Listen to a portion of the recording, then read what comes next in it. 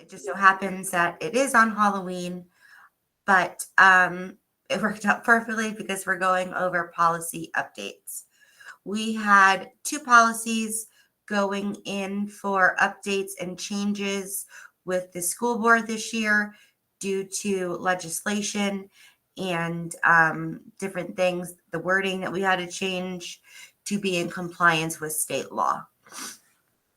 Some of it, hopefully, you'll see that it's a good thing, and some things we are adding to it just to make sure that it states the same thing as the state in our policy. Again, I have put in the sign-in link into the chat box. If not, you could always hold the phone to the QRL here, and then that will also get you to the sign-in sheet. If you do not, don't worry about it. I do get a sign-in or an attendance at the end of the meeting, so I know everybody that is here today. So there's a lot of people on here. Please remember to stay muted. Unless you have a question, raise your hand and we'll get to you at the end. So today, like I said, we're essentially going over our 2 policies. 8.12 and 8.1205 went up for changes this year with the board.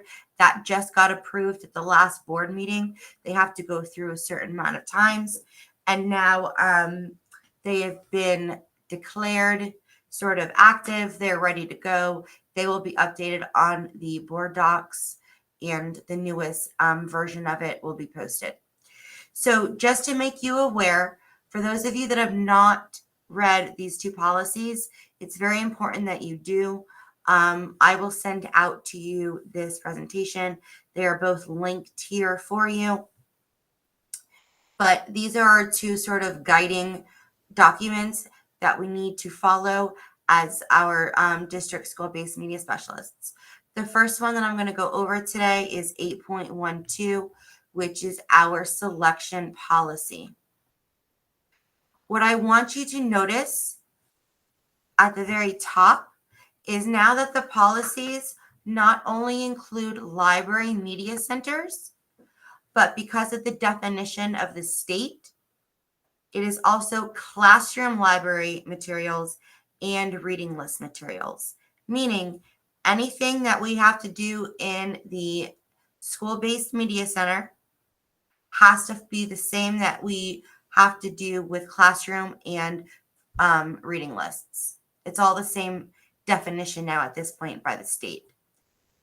Not much has changed in the part of how we select our materials, except again, I just wanted to clarify that they did add the definition of what a library media center is, and that is why classroom materials are included now, because according to state, library media center means any collection of books, ebooks, periodicals, or videos maintained and accessible on the site of a school, including classrooms. So that definition now is inside of our policy so that we are clear that it's the same thing as the verbiage from the state. As always, there are certain principles and certain reasons why we select books. Those have not changed as to why. But remember that when you are purchasing books and you are reviewing books and you are ordering books, not only for your library or helping teachers order materials, that these are your sort of principles and reasons why you're selecting the materials that you're selecting. One big thing, again, that we have to be advised here is that now, again, inside in our policy, it is written that each book made available to students in a school district media center or included in the recommended assigned school and grade level reading list must be selected by an employee who holds a valid educational media specialist certificate and somebody who's completed the state training. So many of you are sitting in the seats as a media specialist. Please make sure that you are working on your certification if you are able to, so that you can help your school out and sort of minimize the need for us on the district side to have to order, upload, and review everything for your school. If you're working on it, good luck. I'm sure you'll be doing fine. And then if you need anything from us for the test, just let us know. But just note that in the selection, it is required in our policy and by state law that it has to be someone who's certified. Here is where we included in the selection for the elementary schools about publishing online in a searchable format for parents to sort of view any materials, part of the media center, classroom library, or required as part of a school grade level reading list. That is for elementary posted on this website, but for all grade levels, that has to be included in the stakeholder website if you're making any new orders. Something that's new this year is House Bill 1069, 2023.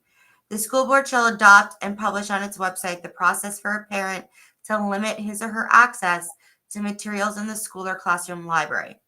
That means a parent, if they wanted to, and we're working on our documentation to be posted online, can send in a written notice to you and your principal stating, I do not want my child checking out any books, and you have to respect that. And then also, they also have the right now to opt out of classroom library materials, which we are still working out the policy and procedures for that. But again, if there's any written notice, we have to abide by that since it's now in law and now also written in our policy. Okay. So the next thing that we need to discuss is sort of the what's been added about 1557 and 1069 about picking out books that have nudity or sexual conduct or sexual incitement in it. It is our stance in the district that you have to have books that make sure that they do not meet harmful to minors. So you could read below what we feel would be harmful to minors and the definition of that. If it is something that does not show arousal, it's something that is immature, we're talking about a baby, or it's a cartoon of something that is not there for arousal purposes, then the material in the book is okay. But again, it should be taken as a whole, and you should understand and look at it sort of through these different lenses of what harmful to minor is. You could look at this state statute 847.012, and that'll give you sort of a better definition of what is considered harmful to minors. And then also they give you the statute of what they consider sexual conduct. And then something new this year is that not only can the stakeholders make comments, but the minute a stakeholder has an issue with an order or a book, we sort of have to stop the process. And now there's going to be a standing agenda item on the Academic Advisory Council meetings that happen once a month with the district, that they're going to go over all the orders and make sure that they're all appropriate. So that's something new that we're adding this year, is that not only are they allowed to make online comments, but it's also they're going to meet in person and discuss it. If they have issues, we stop and look at the materials, but at this point, we can tell them, thank you so much for your opinion. We're looking into it. And then if we feel that the materials are fine and they're appropriate, it will continue to move on. If we do flag it and see that there's an issue, it will be stopped. But we take every comment that the stakeholders are saying seriously. And we have been getting a lot more this year than we did last year. So not else really has changed in part of our selection policy. Those are the big changes that I wanted to go over this year relating to selecting books. The next one that we're going to go over again now is 8.1205, which is our objection policies. And again, if you notice, our objection procedures now, it's not only for the library media center, but it's for classroom libraries, reading lists, and any instructional materials that have not gone through the board adoption process, which means parents can object to any materials at this point that have not been formally adopted.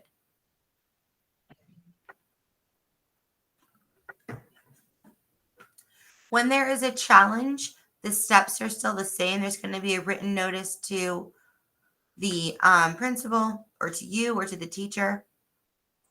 And then from there, our process remains the same of the order in which things need to happen. Please remember that by state law, we have to report any issues or any claims from parents who have issues about materials. So even if it's minor, even if you don't think it's going anywhere, please continue to let us know and alert library and media, myself, Nolan, anybody on the team that you received a complaint by a parent about a particular material or book, website, or any other issue pertaining to sort of a parent objection about an assignment or materials.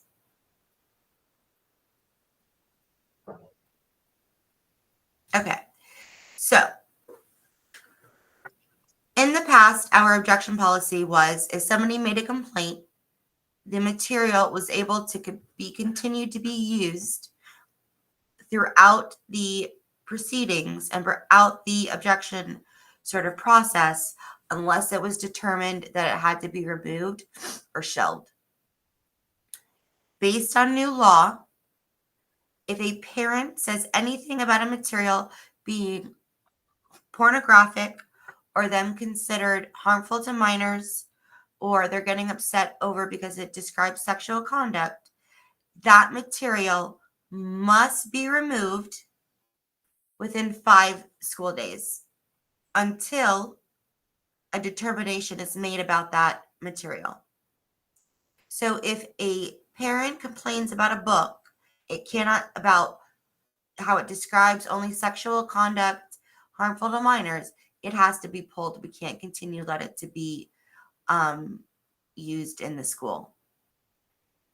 If there's an objection about anything else, you don't have to pull it.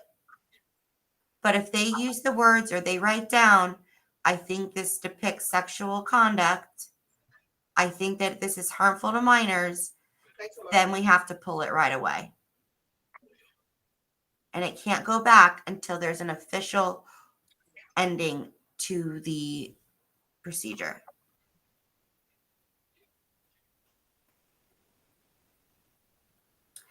This goes through our school level informal complaint. Once an informal complaint moves, that is just sort of a brief meeting with the principal, the parents, you, or the teacher. You try to resolve it. If not, then it'll be moved to a school level complaint. And something new this year for the formal complaints is once you have the formal school meeting, before it was just a group of committee members, and that's listed out on who should be there. But now those meetings have to be open to the public for sunshine law, which means if you're going to have a school level committee meeting, it has to go on your school website, and the public are now allowed to come and talk. So that is brand new to this year. That's only if it gets at the school level formal meeting. All right, that's the biggest thing that's new about our objection policy is the sunshine law and have it being open to the public on your school website. Once the school formal meeting is complete, if the person appeals it, it would go to the district level. The district level is Mr. Burke, Mr. Tierney, and a committee of their choosing. And then they would follow the same procedures as the school. Once the district and they make the decision, then again, like we said, the last step is the person who's making the complaint can send it all the way to the board for appeal, and then the board would make the final decision. But none of that is new in our policy. That is the same that we have done throughout the whole time of our policy for 8.1205. Okay. Do we have access to the stakeholder comments? You do not. The stakeholder comments get emailed to the library media side. We read it, we review it. If there's an issue, you will be told or emailed. Does that mean that in a middle school, we must now ask any teacher with a class library to send us a list of books for us to review? That should have been happening. Yes. Again, the instructional state bulletin came out. You should be reviewing all the materials that are being given to you. Alonzo, I wouldn't go looking for it, but your principals know the policies. They understand the procedures. So all materials should be reviewed. All levels of materials should be reviewed, elementary, middle, and high school. Middle and high school do not need to have an inventory. They don't need to be putting it online. But just like the state has put it in their law and just how it's in our policy, let me go back.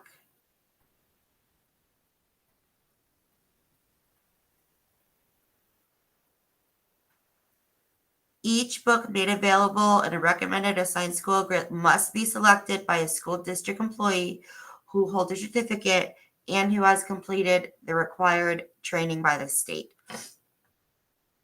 So your teachers do not have the availability to pick out their own books at this point.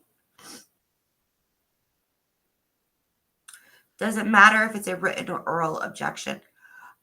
Typically, it could be oral, but at some point you would have to, if it's an oral objection to something, then at some point it needs to be written down to start the process.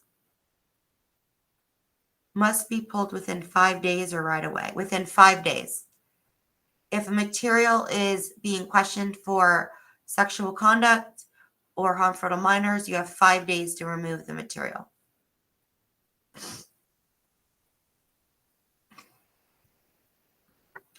Not the Scholastic Books classroom, right? They were vetted. The Scholastic Book classroom has books were vetted. That does not mean that a parent cannot complain about them. All right. So even if they complain about it and say, again, we went through them, we're just like you. We do not know what is going to offend somebody. We do not know what they're going to find harmful to their student. If they pick a book in the classroom library, then we would have to pull it for 5 days if they say it's harmful to minors. Is it okay for teachers to have their classroom library books and their additional material books mixed? You can have mixed classroom books. They don't have to be separated. Okay, so biggest thing that was removed from the policy of selection from last school year to this school year. There was a State Board of Education ruling that came out around August and September that essentially said that House Bill 5057 that addresses gender identity and sexual orientation was only meant for instruction in the classroom. So because of that, books relating to gender identity and sexual orientation, they may be accessible to students for free choice. So that means the classroom libraries, that means school library centers, as long as those books are still age appropriate based from your review. So in Destiny, the restriction of may not be provided to students in grades K through 3 have been removed. You're not going to see that anymore. You're not going to see any book that says for grades 4 plus. But teachers need to just be aware that they cannot use certain books if they're talking about gender identity and sexual orientation for instruction. A student can pull it for free choice to read. You are still welcome to keep an intermediate shelf for the young adult books if you're in a middle school, K-8, or an elementary school for 4 and 5 for age appropriateness, but it's not a mandatory thing. And if you do have these shelves, it's not mandatory that those certain titles be on the shelf. It's up to you now whether or not you want to keep those titles, but they can go back to the shelves where they came from. Again, as long as they're age appropriate for the students that are selecting them. Okay, I answered some questions, but please raise your hand if you have a question and you'd like to speak. Hello. I had come here because I thought it was part of it. Any questions? Okay, I'll keep going. Oh, Laura, go ahead. Okay, so I'm a little confused with the high school issue with the vetting of the books in the classroom library, or I mean in the classrooms. Because I know at one point we were told that the teachers needed to use the checklist, and then we were told the checklist was no more, but the teachers just needed to make sure they were age appropriate. So do we have to go back and check all of those books now? No, they're not. No, nobody's saying that you have to do that. Again, we're putting this in our policy because technically teachers are not supposed to be using any books that have not already been selected and reviewed by you. However, again, like we said before, move forward. If a teacher comes to you asking, then you can review it. But don't bog yourself down with trying to review every single book and go backwards. Go forwards. Okay, thank you. Is there another question? Liz?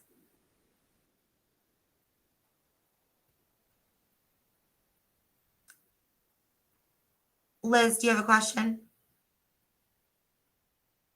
Alonzo, yes, go forward. Sorry. It's Okay, okay. sorry. Yeah, sorry about that. This is Liz. Okay, so you're saying that a book, let's say it's been reviewed for 4th and 5th grade, like from Horn or from School Library Journal, for example, Wings of Fire. I can have, if a 3rd grader comes up and wants to check it out now, they can? No.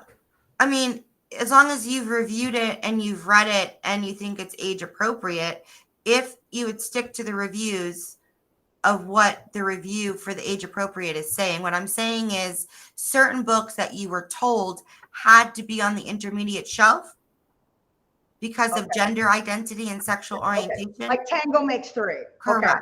Yeah. Okay. Okay. So Does then, not need to be there. okay. So then okay. All right. So I could, if I have, because we have a pretty good sized gifted program here. So I just want to make sure that if a 3rd grader wants to check out a book that I feel is appropriate for a 3rd grader at that, at that level, they can now do it. So, okay. Yeah. All right. Thank you.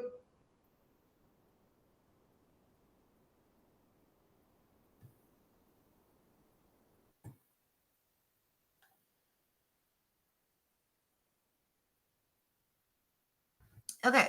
Don't forget that tomorrow is our PDD day or teacher work day. We have 2 PDs one day. Then in the morning, we are going to sort of hopefully ease your mind and go over best practices for not only book selection, but vetting of curriculum, looking at policies, looking at books. This is for all levels, elementary, middle, and high school. And then in the afternoon, starting at 12, we'll have research strategies. And this one is given by Lisa Seymour, who's now at Palm Beach State College, to sort of help the secondary students learn how to do research on a level that will prepare them for college level work. All right. So if you have not done so already, please remember to sign up in ELM. And if you are coming, make sure you bring a charged device with you. Allison, do you have a question? Yes, mine was, and I know you're probably going to be covering it tomorrow morning, but I can't go tomorrow. But for the checklist, if it's an AP or ACE book, textbook, instructional material, what Ed Tierney sent out sounded like we do not any longer have to go through that whole vetting process. But what do we do on that checklist? Because we still have to put the checklist in for purchasing, I believe. Vetting and putting it on the stakeholder website are two different things. Right. Right. Well, I knew So vetting, the but checklist, you don't even have to, if somebody wants to order something for AP, IB, or ACE, you don't even have to look at it. You take the order, you say thank you, you upload it, you Yep. fill out the checklist, you give to purchasing. okay, so we still do have to do the checklist. Correct. Okay. All Yeah. right. Yeah. Okie doke. Thank Yep. you. But you don't need to look at it for age appropriateness or material no. content or anything. Perfect. Yes. All right. Okay. Thanks. Margaret? I'm at the charter school, and it didn't, when I went to ELM, it doesn't come up. That particular PD that thing doesn't come up in our website, or not our website, but in ELM. None of it. I put media specialist, I put library, all that kind of thing. And I couldn't find. We don't open it up to charter schools. You're more than welcome to I've always gone to the, what do you call it? The PD, because I'm a certified librarian media specialist. Also, when there's no soccer practice You can today, come if you want to. What I'm saying is, Wait, hold one Exactly. second, they're making announcements. I'm sorry. you're more than welcome to come, but we don't open it up to charter schools. The problem is there's no kind of, it's been open for 20 years. I've come it for 20 years. It's always been. So I don't know why they're saying that. Is there anything in the law that says not? Because the law says if I'm a certified librarian, I'm supposed to be this and under the district. Okay. But things were offered to me and then they disappear. Yeah. I sign up for them and then they're taken off. So I'm not getting the credit that I'm supposed to get for attending the, I have it on my record for the past 20 years. I've been through like 4 people that were down at the, down in your position, and they always included me in everything. Yeah. So if you email me, we'll try to get that squared away for you. I have. I've emailed you. I've emailed people at the district, and they don't get back to me with, anything. You have always done, which I really appreciate. Because I've taken trainings down there, and they're very good. And that's the only place I have. I have Cephalin, and I have global stuff that I go out and get myself. But this is the local, and we have students that come from the schools. So that's a problem for me, and it's a loss for the students. Right. I'll send you a contact and see if that they could help you. Okay, thank you All so right, much. absolutely. Adrita, did you have a question? Dr. Drayton? I do, yes. You talked about vetting books. Now, I did get a request for technology, and I know that there's a checklist and all of that. But is there anything that, are you going to talk about that piece of vetting? Because Tomorrow? Yeah. even if okay, good. Because even if I look at it, I still won't know what I'm looking at. Right, right. We're not going to go over the whole TCC process because, again, that's not us, but we're going to be looking at vetting and reviewing all instructional materials and how to figure out sort of how to interpret it. All right. Lauren, if anything's adopted, it does not need to be going through the 14-day waiting period. But ACE books, I don't believe are adopted. Nora? Yes, I'm not able to make it to the training tomorrow. Is there any way that the information will be recorded, even if we didn't get credit for it, so that we would have that information? We don't have a plan on recording it. We might be able to share out the presentation afterwards. Okay, thank you. Mhm.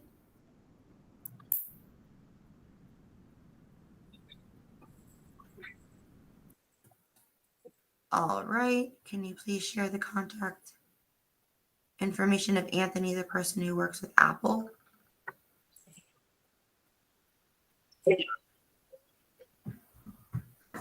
So in ELM, you want to research, look up for research, or you want to look up, if you look up library or media, it should come up.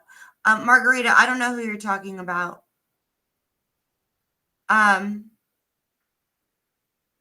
Mac and Via, we're gonna leave right now.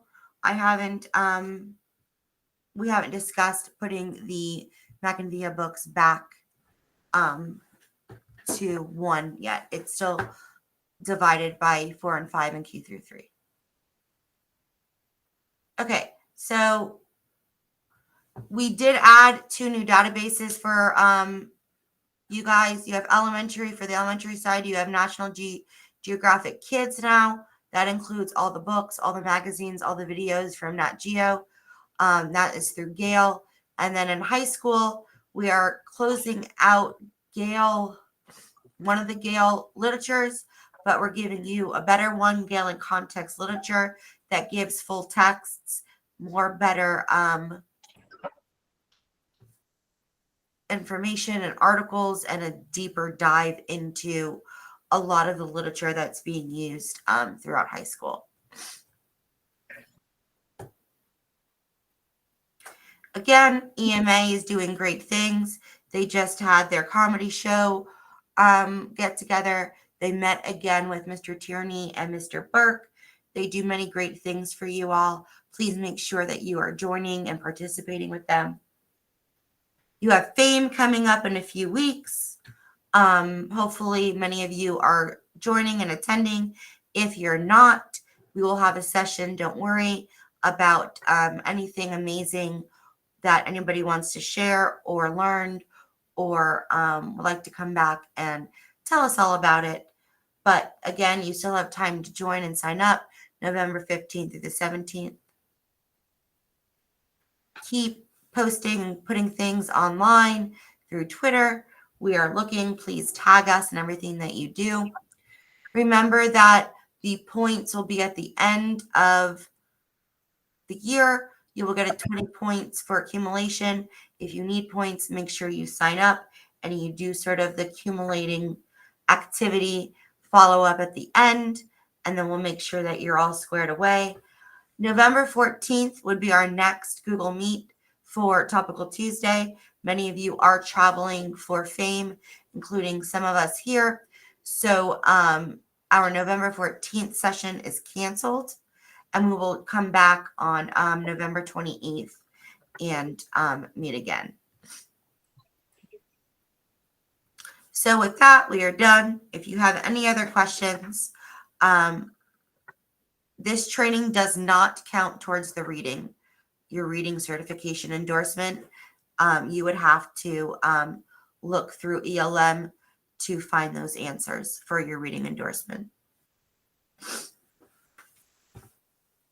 If you give me 1 second, these are just my own highlights for the policies.